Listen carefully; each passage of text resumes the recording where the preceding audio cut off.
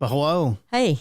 And welcome to Forsyth Fantasy Hour, Season 2, Hilltopper and Pilgrim, Episode 6. Minus Pilgrim? Minus Pilgrim. Hilltopper minus Pilgrim. I guess that's what we should call it now. Not now. Oh my goodness. That's not what I'm saying at all. Just today. Yeah, so our little setup episode, because it's the start of Arc 2, kind of. It's still in the in-between. It ended with Emmi and Jack splitting up. And since our recording schedules are kind of off and stuff, we thought, hey, since Emmi and Jack are actually not in the same location for a long time, we should do solo episodes like we did in the past. I was going to say, you might want to clarify splitting up. Oh, yeah. No, but not like they're not friends anymore. No, they just went in two different directions. Two different tasks. Yeah. Okay. The audience knows what I mean. Oh, good. But so before we started the episode, I did want to say this episode is not coming out on its original scheduled date. Mostly because I have a lot of issues with my back. I don't normally like talking about it. I've said it a few times on like YouTube videos and different things. But I have an autoimmune disease called ankylosing spondylitis. It's not fun. AS. It's a pain in the AS. And I've had a lot of trouble this week, so that's why this episode's late. Mm-hmm. However, when life gives you lemons, you make lemonade. This is actually Vicky's birthday. Yeah. Yay. This is coming out on her birthday. So not something I would normally do for like just delay an episode just so that I can have my mom have a birthday episode. Oh, definitely not. But the fact that it was going to be a solo episode, the fact that it was in the same window of like it going to be delayed, I was like, hey, how about we do this? I think it'll be very cute. Sure. What's one more day? What's one more day? One day more. Oh. Another day, another destiny. Yes. A review for another time. You want to review Les Mis? You want to start a new podcast where we talk about Les Mis? Well, where we talk about, my favorite musicals, maybe. Okay, so okay, I can think of like 3. I know, right? Annie, Something Rotten, and Les Mis. There you go. And you really like Book of Mormon? Oh no, that would be you. No, that's not me. Okay, that's actually my sister. Right? I was gonna say no, not me. No. You like Cats? No. West Side Story? Let's go back to Annie. Yeah. Hey, what about Into the Woods? That's my favorite music. Okay, well, there you go. Let's talk about good stuff. And speaking of Into the Woods, what? Emmi and her father are currently riding into the woods or out of the woods. That's right. And home before dark.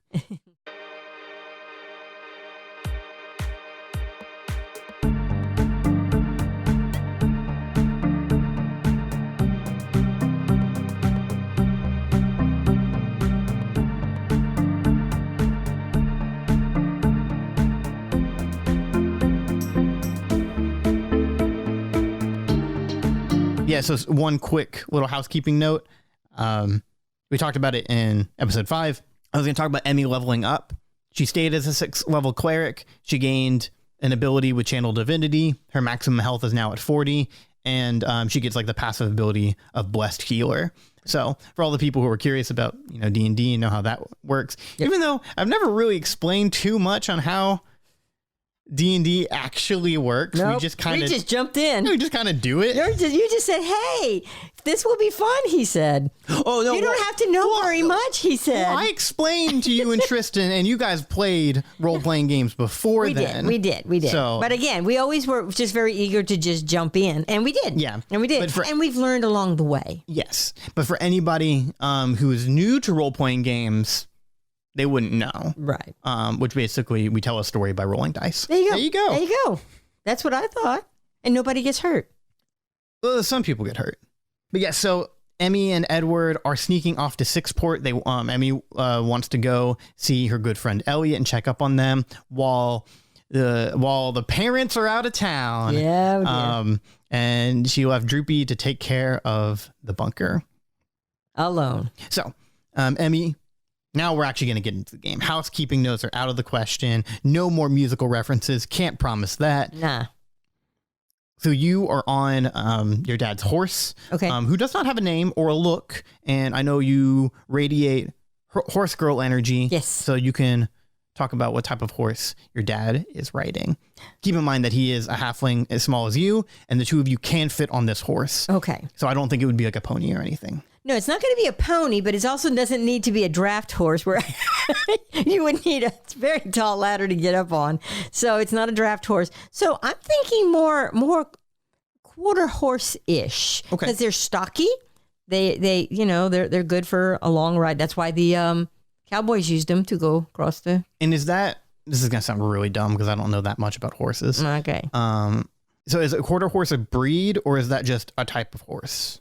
Yes. You know how you have dogs? Okay, they're all dogs. But Yes. then you'll have a German Shepherd and then you have a Dachshund. Uh-huh. All right, so a quarter horse is a horse. Okay. Okay, and he's that type of horse. When you say quarter horse, somebody's going to immediately know what that looks like. If you say an Arabian, they're going to know what that looks like. This is kind of a very, very pretty, light, almost like light chestnut sort of colored, beautiful, very strong horse.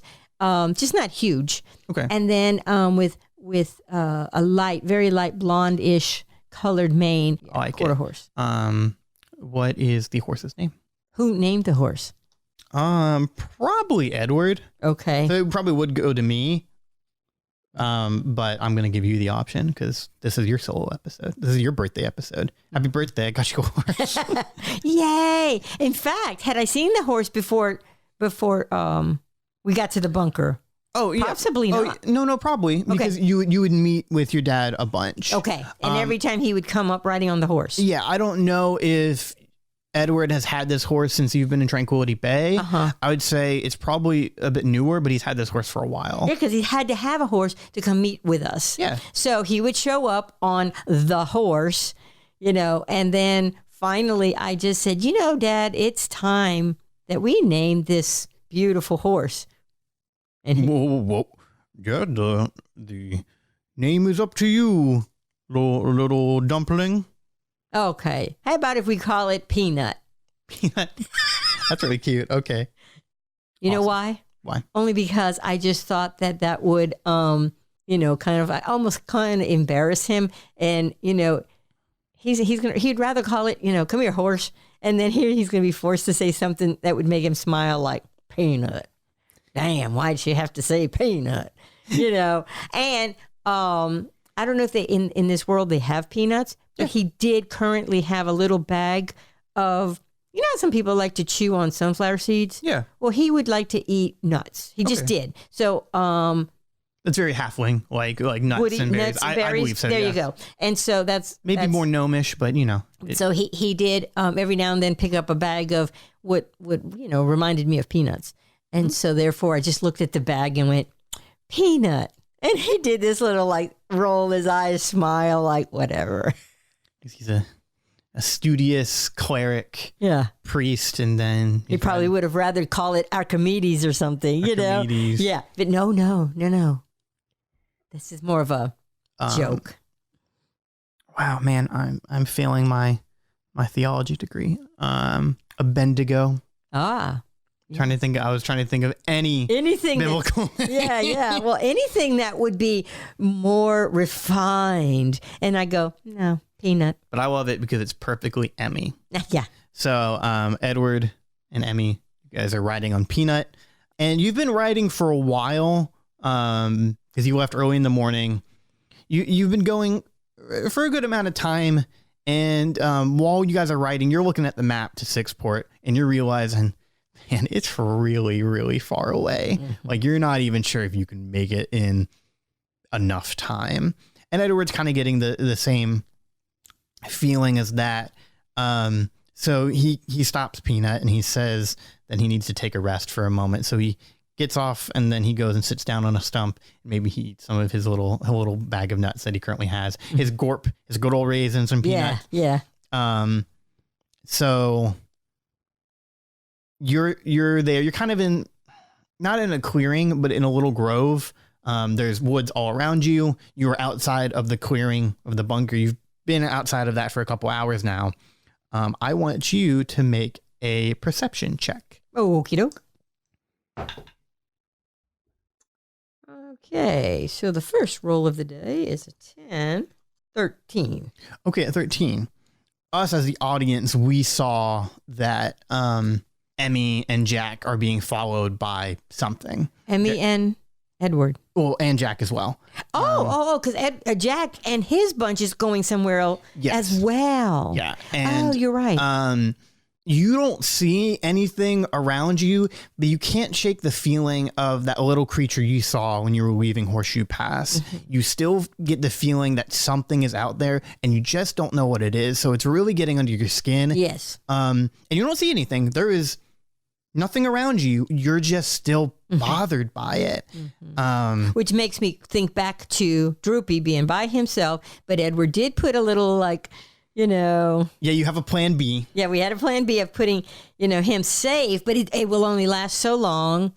And then, then Jack and his bunch, come to mind that, gee, I wonder if they're okay. And like you said, I can't shake this. Now, I will say what you do see is you see the faint glimmer, almost like dew. Like, you know how in the morning there's dew and there's a light fog? Yeah. This is like getting close to like mid-afternoon, and you see like this little fog come up from the ground, and it's very pretty. Almost it looks like a tiny aurora borealis. Oh, wow. And you see that for just a little moment, and then it disappears. Which is unusual for that time of day. That's unusual in no wishing at all. Okay. Never seen anything like that. Okay. So what do you do in this situation? Because we already know what Emmi's thinking, kind of like this fearful nature. Peanut's just eating grass. Right. Her dad's sitting over on a stump. Yeah. So I tell him, I said, hey, Dad, I tell him all these things. I have all these concerns. This is I just can't shake this feeling that either we're being followed, watched, and then that, it's we both kind of look around and I said, and I know you can't see anything, but just now I just saw, and I described that little foggy thing. I've never seen anything like that. And I know that I'm not just having, a mirage. I don't think it's a mirage. Okay. Have you ever seen anything like that in your years? Let me find out. Edward looks around and he says, no, like I told you before when we were leaving the Horseshoe Pass. Yes, thank you. He kind of puts up his little spectacles. I haven't heard and seen of anything like the little creature that you were describing or this sort of aurora borealis mist. That doesn't sound like anything, and I don't see it around, but I do believe you. I don't think you're crazy. But I really feel the need to, we have the opportunity to go and see your friend, and I think that's and see basically my little son. Yeah, I think it's worthwhile to go check, and maybe if we do end up getting to Sixport in enough time, we can get some more information out of the department, District 6, so that if Quentin does get mad at the two of us, we can bring back some information that could be useful. That is true. No, I really want to go see Elliot and all that. I don't know. I guess I just am worrying for nothing. Oh, worrying's not always too bad. Could I see your map real quick? I have some idea. I want to see if it works. There, Dad. Here you go. So he takes the map and he looks at a particular area and he circles it and he goes, okay, I felt like we were going in the right direction. You know how I get lost with directions sometimes. Oh boy. We're actually not too far from a place, and he's showing you on the map. And he goes, right now we're in the Kronos Woods, very big woody area around Nowishing. And there's a town out here called Crossing. And if we make it there, I have a connection that could possibly get us to Sixport very quickly. Oh, that'd be great. Let's do that. I'm hoping he's still there. I don't know if he will be or not. But if he is, then we could, go to Sixport and be back by today. Oh, let's do that. Come on. So you guys, pack up the little stuff that maybe you dropped and not dropped, like set down get everything, you get geared up, and you start heading to crossing. Okay. Very good. Very good. So you end up coming upon this little town outside of the Cronus Woods. You're kind of familiar with the Cronus Woods.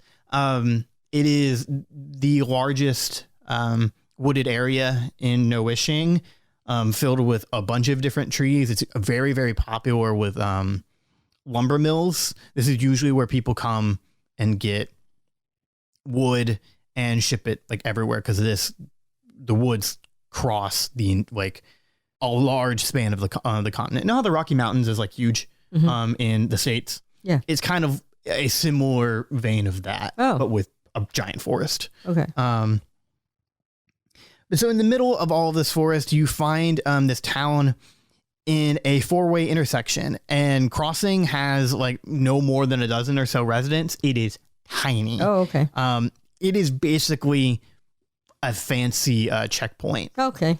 Like a quick stop. Yeah. You know how you have like one of those little quick marts or a little general store. It's almost like that. People live there, and there's a handful of travelers that come in just due to the location of the town. And some of them stay there a night or so. So you're kind of hoping that Edward's contact could be there. So when you get into Crossing, Edward says, okay, he goes and I can't think of the term of when you put your horse on a post. Yeah, hitch him up. He hitches the horse. He hitches Peanut, I should say. And he goes, okay, I know this town is very small, but it would probably be best if we, split up. We're looking for 3 people. We're looking for a gnome, a dragonborn, which is kind of like the dragon people, like Elliot, and an elf who's like really, really buff, a buff elf. Big elf, little gnome, little dragon, and a dragon. Oh, he's not. The dragon's not little. Oh, okay, okay. So it's a man, not a child. Are these 3 men? The dragonborn is a woman. Oh, okay, all right. And so he says, I'll go around in some of the stores if you don't mind looking around. Okay. So again, won't take long. Yeah, there's not that many people there. There's like 4 buildings here, So, how are you going to go about looking around for these people? Well, I guess just walk around. Okay.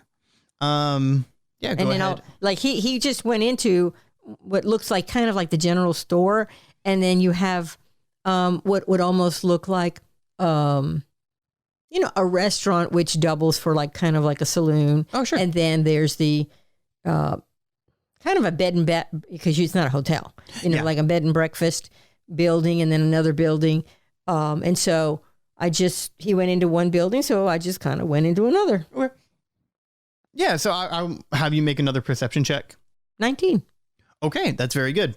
So not only do you see walking out of like the outhouse, the really buff elf that he was describing, you see just this gargantuan elf. Like you've never really seen an elf this big or muscular, and his hair is just so long. You can tell he has never ever cut his hair. Wow. And yes, he has facial hair.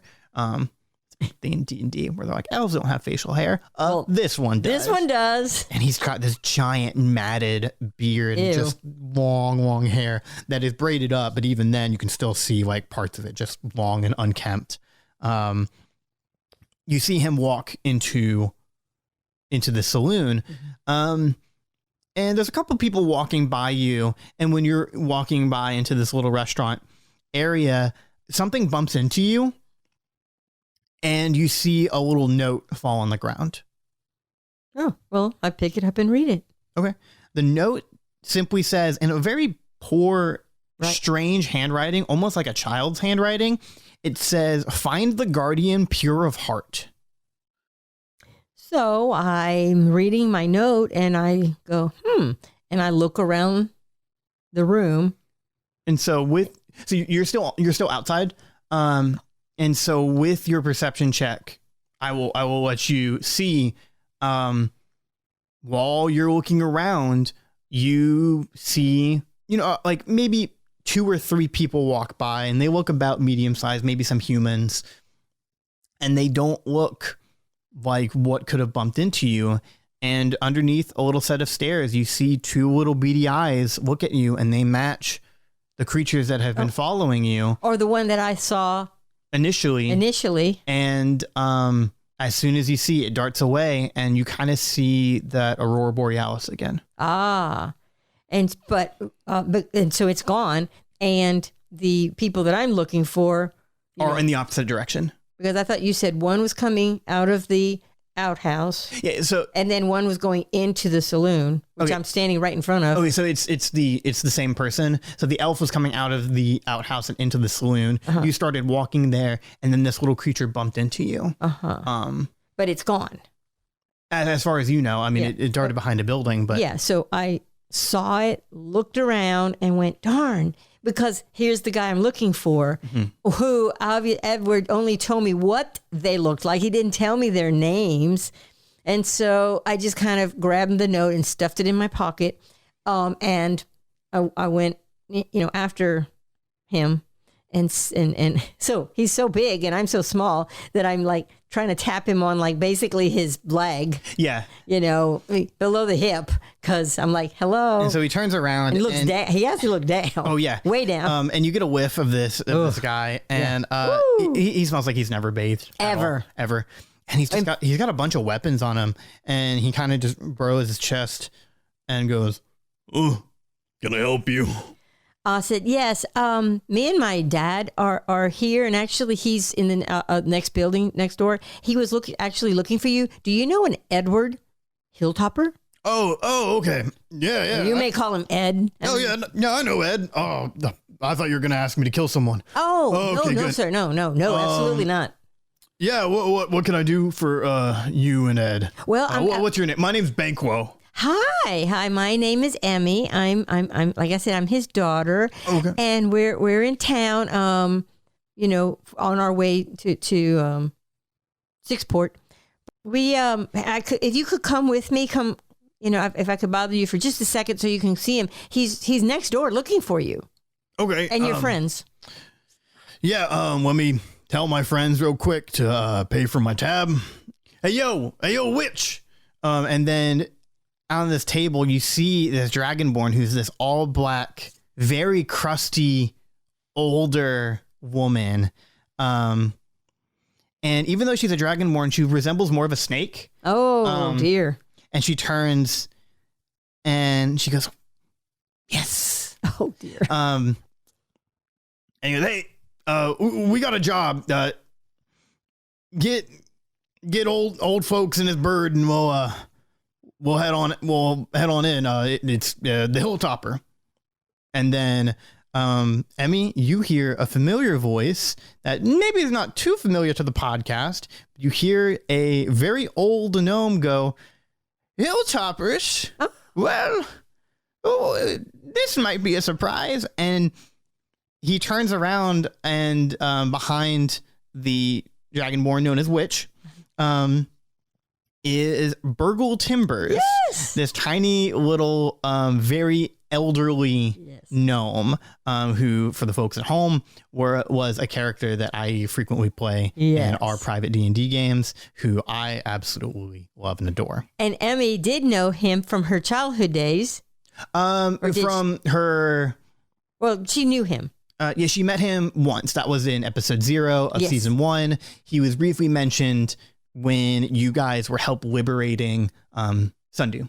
Yes. Given how young she is for a halfling, it didn't seem that long ago to her. But she turned and went, and she just lit up and said, "Oh, Mr. Timbers!" And so he comes on out, and he's using his oak staff to kind of walk towards, and you see a little bird flying around his familiar and pet Twigs, a little woodpecker. Yeah. And he comes and gives you a hug, and he smells kind of just as bad as Banquo does. Nah, everybody stinks in this town. And Burgle says, no, it's just us. We just travel around everywhere. This is my crew. Awesome. This is Banquo. He's our muscle. That is Jara. We call her Bog Witch because, well, she's a bog witch. Well, there you go. And she gives you a friendly wave. And he goes, and then there's me. Yeah, so Emmi, it's so good to see you. Yeah. It's been a long time. It has. Well, there's so much to catch up. But right now, my dad, Edward, is right next door looking for you guys. But, we split up to see if I could, we can find y'all faster. And if you don't mind, if you guys would come outside with me and I'll go fetch him. Sure. Burgle and Banquo walk out with you while Witch pays the tab at the bar. And then when you come on out, you see Edward and everybody kind of gets a reunion hug. And I'm thinking, oh, Dad, please don't hug him too. Oh, you're going to stink. And Banquo like picks him up because he's just so huge. And he's like, oh, it's so good to see you, Ed. He goes, oh, it's good to see you too. We have to be a little quick. Emmi, if you don't mind explaining, our situation, what we need to do so that the DM doesn't have to do like 3 different voices in a conversation. So Emmi tells them, pretty quickly that, that we are on our way to Sixport, but we want to get there a little quicker than it would normally take because we're kind of on a crunch time. And so Burgle then says, so you're looking for a teleportation circle transport. Sure, if that gets us there quicker. Well, yeah, that is something that we can do. Let me look up specifically what teleportation circle does. But basically, it's a mode of transportation. The spell. Joe, do we have to say beam me up, Scotty? If you like, you can. That's actually, in a sense, that's what it is. Oh, really? And so in the circle, it's everybody that's in the circle? Yes, and it has to have a connection to another place.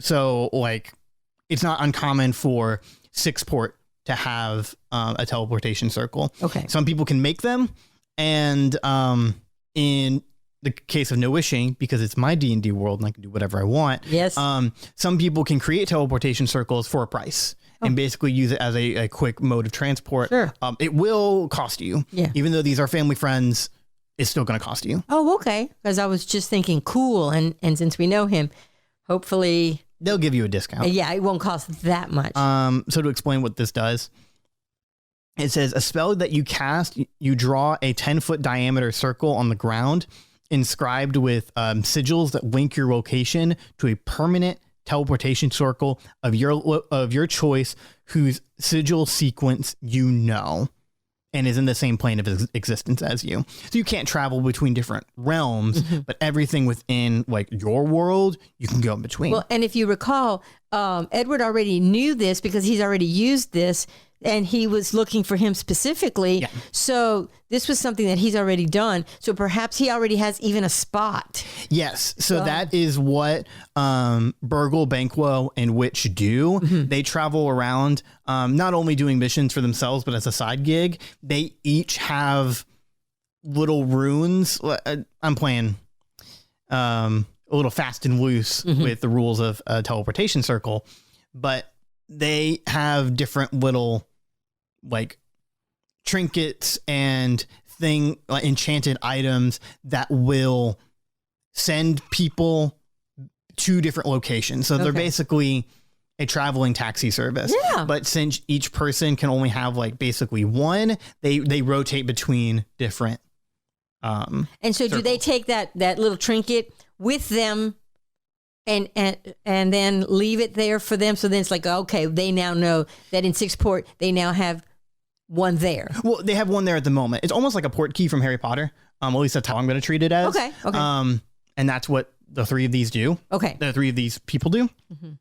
And so while you're kind of explaining and talking about it, and maybe Banquo is explaining to you like what their business is, Edward's like, oh, so you happen to have a travel to Sixport?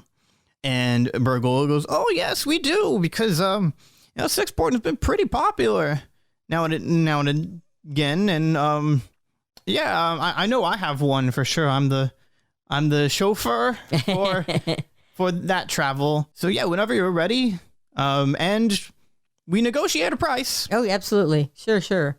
I just couldn't tell you, how I appreciate this, because as I said, I'd like to get back to our bunker and our little fella that we left back there. And as you're saying all of that, Edward's like, okay, that's a little too much information, but I trust these guys. Okay. And then Banquo's like, yeah, no, your secret's safe with us. Okay. Now, in terms of money, though, friends, we'll give you a discount. We'll say 50 gold pieces. And he goes, for each. And Burgle goes, Banquo. Okay, that would take like all my money. How about... Oh, I would be like, and now wait, is this going to be like almost like a round trip? Oh, no. Can I get back? We'll send you back. We'll go back and forth. Okay.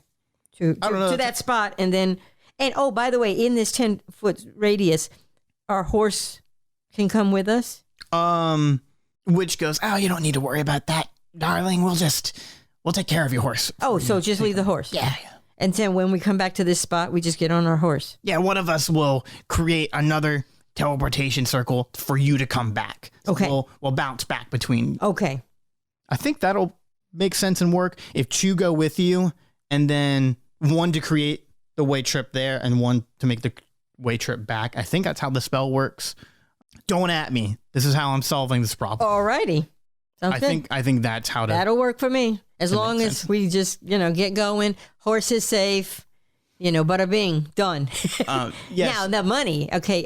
So we're going to have to negotiate a little bit better, because honestly, I only have like 50 gold pieces. Okay. So, and between Edward doesn't have that much money either. And Burgle goes, he goes, I don't want to be a stickler. He's like, but this stuff isn't cheap. We got to buy enchantment stuff for it. We got to do some other things. And then Banquo perks up and he goes, well, wait a second. Well, here's this. You're going to Sixport, right? Yes. We got a friend in Sixport that we've been looking for, and we haven't been able to contact for a little bit. Okay. You get him back to us, and we'll call it even Steven. Oh, well, sure. I guess that while we're there, I could be talking with Elliot. Well, Dad, if you want to look for his friend. And so when he's saying all of this, Witch is like giving the thumbs up. She thinks this is great. Burgle's very timid about it. If you'd like to do an insight check to read what he's feeling, because insight can read different people. I know you have like really good at that. Well, I already got a 16. Just right off the bat. Oh, +6. Oh, wow. So it's over 20. Yeah. So you get the sense that Burgle's not ready to meet this person again. Not in a romantic sense at all. It's just there is almost... Could there be problems? No, it's almost like shame. It's like Burgle feels shame and embarrassment to see this person again, even though you could tell this is someone they cared about at one point. Again, not romantically, just... there was an issue. Yeah, there was a little bit of a falling out, and it hurt Burgle in a bunch of different ways. And so, do we ask the name of this person? Yeah, go ahead and ask the name of the person. Okay, so who are we looking for? So Banquo says, "Oh yeah, so he used to be this kind of run of the mill, nobody vigilante dude, good friend, kind of a goofball, but he works for District 6 now. One of the head people. He's a fire genasi. His name's Gray." Okay. We're familiar with that name. Oh, wait, have you met? Oh, or do you know he has like a alternate identity called Totem that he's gone around in? I've heard of him. Yeah. Okay. Yeah, I mean, come on. He's almost like a legend or something, just... I wouldn't go that far. Well, I mean, I've heard of him. People talk of him. And, actually, I've heard not bad things about him. He's a legend to us. I mean, we're kind of the four horsemen back in the day. We were a crew. But he kind of, puts Burgle aside, and he's like, Burgle had a bad run-in. He almost got killed. Gray kind of blamed himself for that. Burgle blames himself for that. It's a whole mess. So, we really love to see him again. We love to talk to him. Oh, okay.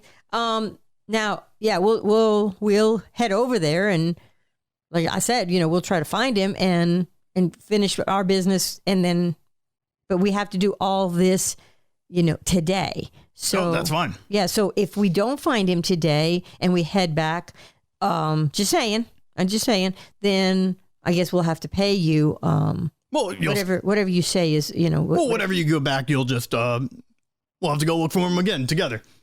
I mean, this is a favor now to us. So, I mean, by doing this and not paying, you're gonna be looking for our friend. So I treat it as like a contract. Okay. And you know what? We know of a fella that knows him real well. So, it could be something that we can, that would be useful, if we head back and then get him to come with us. He might actually, have really good luck fighting him. Sure.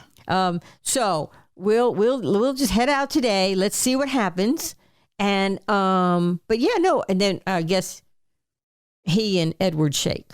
Yeah. You got to shake on all these deals. Oh, yeah. And Edward doesn't go back at a handshake. He doesn't break his word. No. And neither does Banquo, as you can get the impression of him. Oh, yeah, no. And it's like, it's going to benefit everyone. We're going to go and come back. It's somebody we know. It's somebody Jack knows. Yeah. And so it's like, this doesn't seem like a bad deal all around. Sure. So, all right, here we go. Do we do this out back, behind the building, not necessarily in front of the building? You guys step outside of the intersection, kind of like where traffic would be. It's a slow day today in crossing. Burgle makes one. He drops down a little trinket and then does a little like cool magic spell. Before you know it, there is a small opening starting to appear, and he goes, "Okay, we'll go. If we're going to Sixport, and we should be, around sort of the main city. Which here will stay with your horse, and Banquo will come with us so that he can make the round trip back." Okay. And you see him preparing kind of a marker for where the portal will come back to. And he goes, "Yep, we're all set." So you guys step through, and Witch kind of waves you another friendly. She doesn't talk too much, but she gives but she looks a lot less scarier now than she did when we first saw her. Yeah, and you can see she's taking good care of Peanut. She's a druid. She cares very much for animals. Okay, perfect. As you'll see, as we kind of know a little bit about Gray as you're walking through this portal, Gray cared a lot about animals. And in the past, he did talk about that he ran with a crew that he almost got killed and he felt bad about. That's why he wanted to leave. So this is kind of rounding out that storyline of Gray. In fact, isn't he the same one that got really upset thinking that we were mistreating Roderick? Yes. So because Roderick is a giant dog. So all these people are kind of big animal lovers. Okay, perfect. All right. So I felt very good about leaving Peanut there. Oh, yeah. I mean, worst came to worst. I mean, we'd have to walk back, but that's not what I want.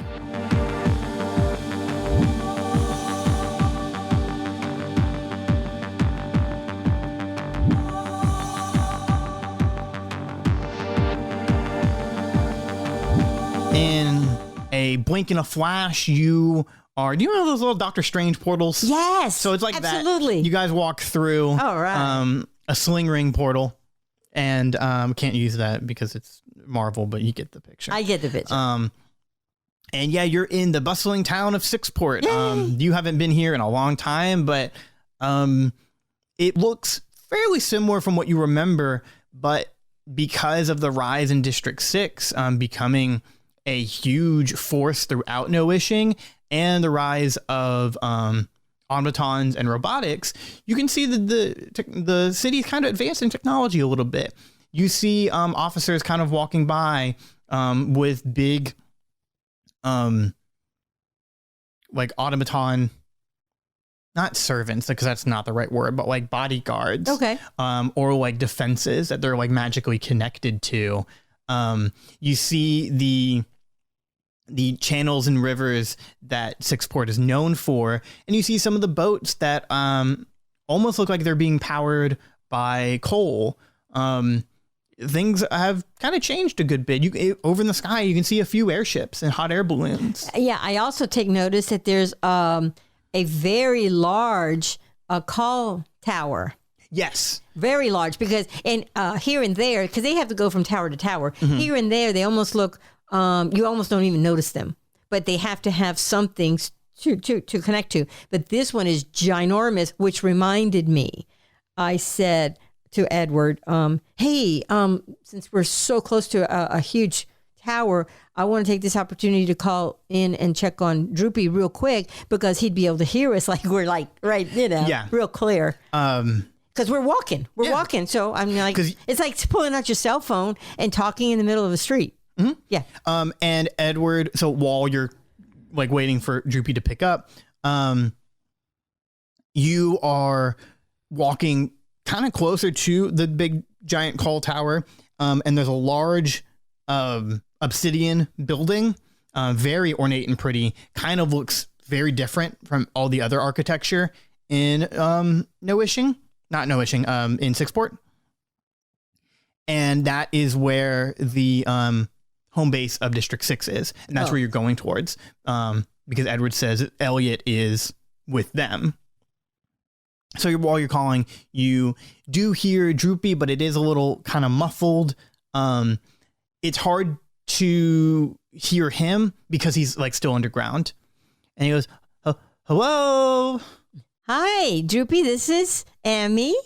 Can you hear me? Emmy's not here right now, but she also is, and I'm not home alone by myself. Okay, Droopy, this is Emmi. Hi. Oh, hi. Hi. I just wanted to see if you were okay. Yeah, I'm okay. Okay. I think. Yeah, everything seems fine. Okay. So don't tell people that we're not there, that you're there alone. Okay. Yeah, don't say that. Tell people that you're not there and just walk away. No, the opposite. Do the opposite of that. Walk out of the bunker. No. And tell people that you are here. No, don't leave the bunker. Okay. Don't leave the bunker. Okay, never mind. Don't leave the bunker. Take a nap. Hey, I just took a nap. I'm playing with Dax now. Perfect. Don't forget to feed him. I won't. Okay. I'm doing a good job. You're doing a good job? Jack would be proud. Oh, we're so proud. I love you. I just want to check with you. Love you. And so while you're talking, Edward gets you in to this big giant building. The guards recognize who you are because they're like, oh man, they are on the opposite of the watch list. Like, this is Guardian people. They do have Burgle and Banquo wait outside. Yeah. Because they're like, hey, we don't really know who you are. We know who they are because they got like badges and stuff. Yeah. And they take no offense to it. And they're like, hey. Yeah. Just wait right here. Yeah. Well, because Edward's trying to get me in. Yeah. And then and while you're walking in, you slam into this petite woman. She knocks you off your feet. You knock her off her feet, and she drops all of these papers. And she goes, oh dear, oh dear, oh dear, oh dear. I'm so sorry. I am so sorry. Did not mean to do that. And when you get a good look at her, she's a human woman, and she's got very, very short, like pixie cut, strawberry blonde hair. And is wearing we'll go with a fantasy deep blue pantsuit. Okay. And she goes, hey, I'm sorry. You're one of the Guardian people, right? Yes, ma'am. Okay. Yeah. Hi. Nice to meet you. I'm Roxanne. Hi. Roxanne Lease. She goes, it's nice to meet you. I've heard a lot about your Emmi. Yes, that's correct. Oh, okay. Hi, nice to meet you. Yeah. Moxie has told me all about you. Oh yes, we love. Goodness. Oh yeah, we've been through a lot with Moxie. Oh yes, I love her too. She's my pride and joy. Oh, awesome. And you are with Roxy. You. Oh, she's my wife. Hi, how you doing? Yeah. Yeah, I mean, I'm Roxanne Lease. I guess I should say Lease Moxie. That's my official name. Oh, okay. I'm the attorney for all of, like, the magical crimes and stuff. Oh, perfect. So I always did, like, judges and stuff back in the day. Now I kind of deal with, all the stuff that's been going on, all the stuff that you've been cleaning up. Okay, so then you probably know our little friend, Elliot. Oh, yeah, the Dragonborn. The Dragonborn. Yeah, I'm here to see him. Oh, fantastic. Okay. Yeah, he's doing really, really great. Is he remembering any better? Oh, absolutely. Yeah, his memory's like 80% better.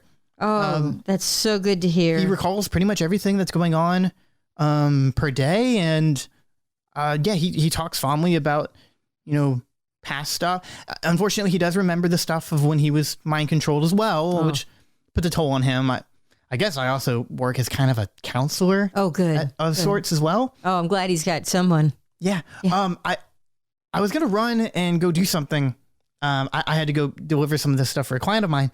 But I can actually take you up to go meet with them. That would be perfect because we are kind of in a crunch time. So we would love to see him sooner if that's possible. Yeah, that sounds great. So as Edward kind of like sees that you weren't right behind him, Roxanne, or Roxy, as some people call her, Roxy and Moxie. Roxy and Moxie, I love it. She introduces herself and she tells you that she's going to take you where Elliot is. So when you walk into the lobby of District 6, again, outside of a fantasy world, it looks pretty high tech compared to everything else. Right. And the biggest thing of note is there's a floating room in the center of this lobby. It's this big kind of glass building, and it's connected to different walkways that go on some of the upper levels. It's all staircases, no elevators, unfortunately. She explains that this is where they hold all the people who have dealt with what they're considering magical crimes. So crimes that affect people's minds, and like specifically in the case of like Jairus. So as you guys are going up these stairs, this is kind of where they put everybody who was under Jairus' spell, mind control wise, like through his little science magic pill, people who were affected by getting like taken over by the stone. So when you walk in, or the different forges, who knows? And even then there are creatures called mind flayers who are alien creature squid things that take over people's minds. Remember in Stranger Things season 2, there's a big shadow monster? Yeah. They called it the Mind Flayer. Oh, okay. Because it was inspired by a D&D monster. Really? Who will enslave people by corrupting their minds. Okay, yep. So that was very seldom in No Wishing, but now, like, since they're dealing with bigger stuff like that, they're treating it more as like, hey, we should really like make sure people are okay with stuff like this and like protect people from magic like this because it's really bad.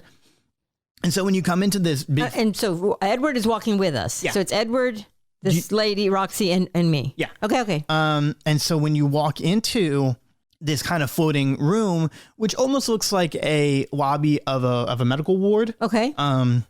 You see a bunch of different people there. A lot of people that you recognize. There are District 6 officers that you fought with in Tiger Turtle Canyon. There are the Stonecutter brothers. Okay. Big Brutus kind of waves at you. Yes. But he's tending to Gordy and Maddox, who his brothers. Out of everybody seem like they're still doing kind of the worst. Well, they were affected probably the longest. Yeah. You see Elliot playing checkers with someone in the back. You see your favorite person, Nicholas Stormborn. No. Because he was affected. He was taken over. I know, but I had almost hoped he had died. Well, you almost did. And he kind of looks at you and he gives you a glare and he flips you off. And because he tries to stand up, but he's like really, really weak. So he kind of just sits back down and is like, look, forget it. I'm not even going to mess with you today. I don't smile at him. That's one that I don't smile. I'm like looking around the room going, oh my goodness, I know all these people. Ew, it's you. And the person Elliot is playing checkers with is, in fact, Gray Orange, who is in a full-fledged District 6 uniform. He's not in... Oh, he's not in the hospital as a patient. No. Oh, he's a worker type. Yeah. Okay. Which is perfect, because then I turn to Edward and go, look who's with Elliot. And And he says, and he goes, oh my, whoa, this makes things easier. is really easy. Yes. And then Roxy goes, oh yeah, those two have gotten along right as rain. Gray actually was affected by the By Jairus? by Jairus's effect as well. But due to some shenanigans, I think your friend Jack did. He actually recovered quicker than anybody else. Oh, okay. He'll be happy to hear that. Because Jack got a loophole where he did the mind control keyword, and he said, "You'll only listen to me." And it did like this backwards thing to where in a loophole, no one would get affected. So they've kind of used that to help kind of recuperate everybody else.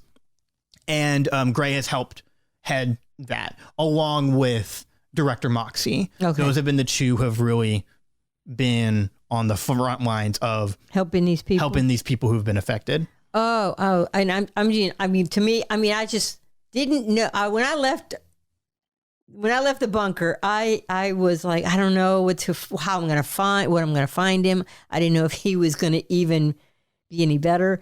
And then I just had this overwhelming joy because everybody looked like they were doing well. Mm-hmm. And so I was so happy. I just looked at my dad and I was just like, this is like the Christmas morning. Yeah. Yeah. So Elliot, he does a little move in the checkers games, and he goes, ha, "Gotcha." Well, you know what to do now. Orange, king me. And Gray's like, yeah, whatever, green kid. And he goes, hey, don't call me that. He goes, Emmi, it's so good to see you. Oh, of course, I run to him. And he stands up and he gives you a hug. And he kind of falls back into his chair and he goes, I'm doing well, but don't have all my strength back yet. How are you? It's been a while. It has. I'm just so happy that you recognized me. Last time I saw you, you didn't recognize me. Yeah, I remember that, unfortunately. See, do you remember recognizing me previously? At the ball. At the ball? Yes. You remember that? I totally remember that. That was probably one of the best days of my life when I saw you and we connected. But one of the best episodes for sure. Yes. And so I was just so happy. I just was beaming. And of course, Edward's right next to me and we both kind of turn and look at Orange. And he goes, hey guys. Hi. Hi. It's so good to see you. It's good to see you too. How's Jack? How's everybody at the Urchins doing? Everybody's good. They're actually on a little quest right now. They went off to go visit Quarter Keep. Quarter Keep? Mm-hmm. Really? Did they mention anything about, and he kind of looks around like the Paladin Pilgrim? Well, yes. Oh. Yeah, that's...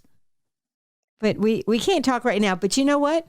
Actually, I came to visit Elliot, and Edward, came to look for you. And so, if you don't mind, he'll talk to you. No, I don't. Everybody is going to Quarter Keep. Yes, with Quentin. Okay. It's just for the mayor, right? Yes. Or the former mayor. Oh yeah. And so they're just gonna go. What about Jamie? No. Wait. Okay. No, not Jamie. Okay, so just Ophelia, Nix, Jack, and Astrid. Yes. Okay. Yeah, it kind of sucks that they left me and Jamie out. Well, if you recall, they didn't know where you were. We just found you. Jack knew that I've been in Sixport.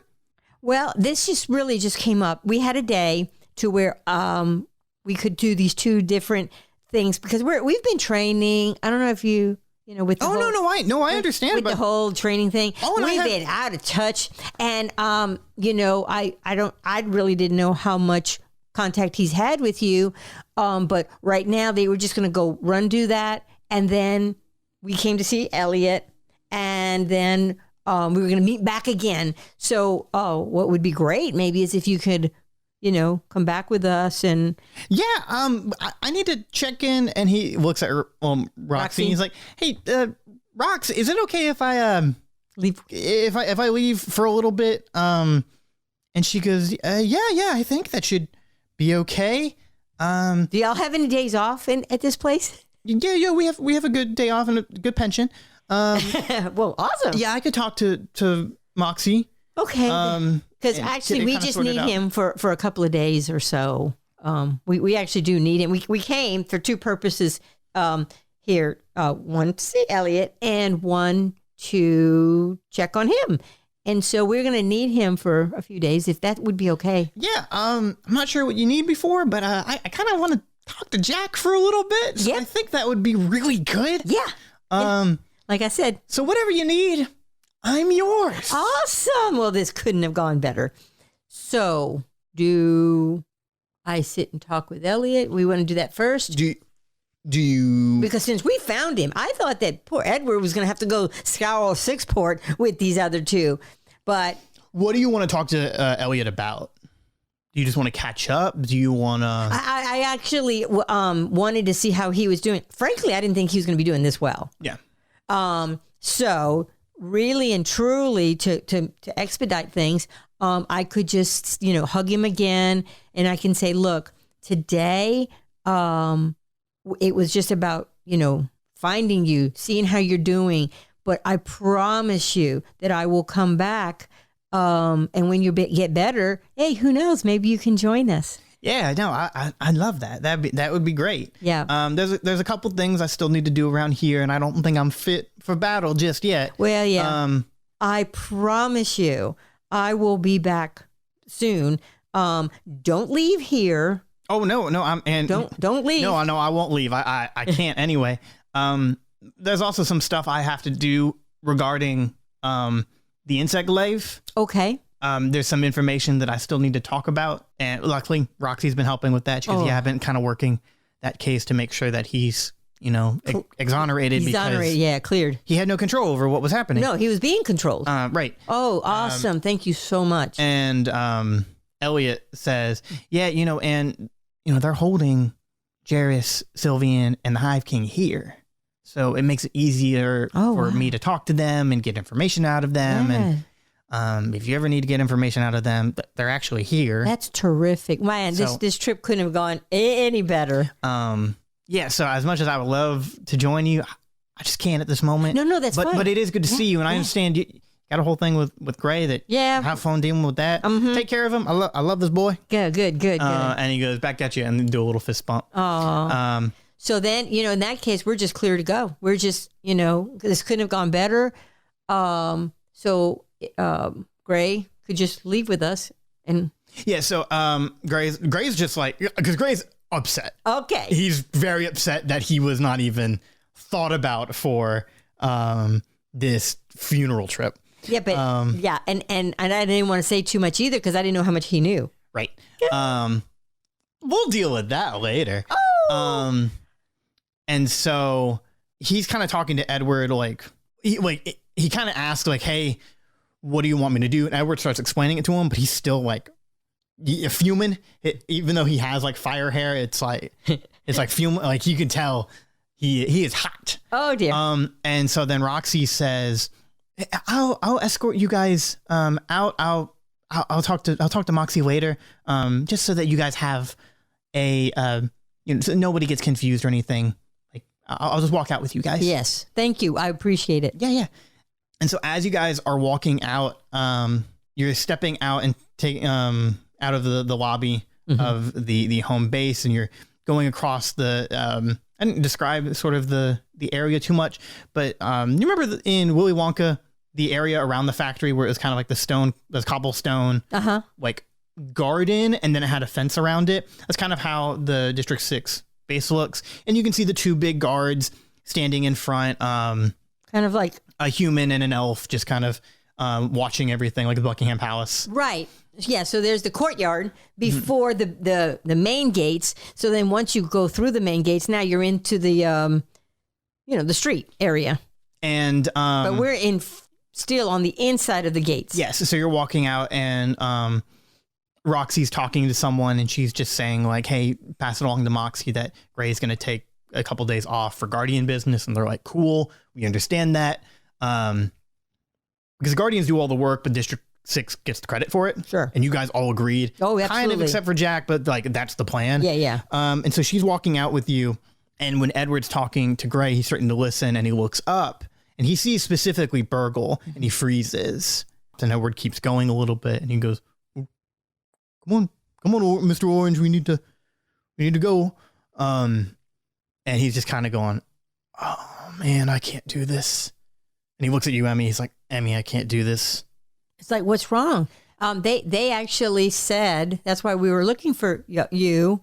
They said that they needed to see you about something, or I'm not even sure. It's a long story. It's even more than my history with the urchins, which sounds crazy because I'm like my family, but like they're the one time I screwed up royally, and I haven't forgiven myself for it, and I don't know if I can still face that.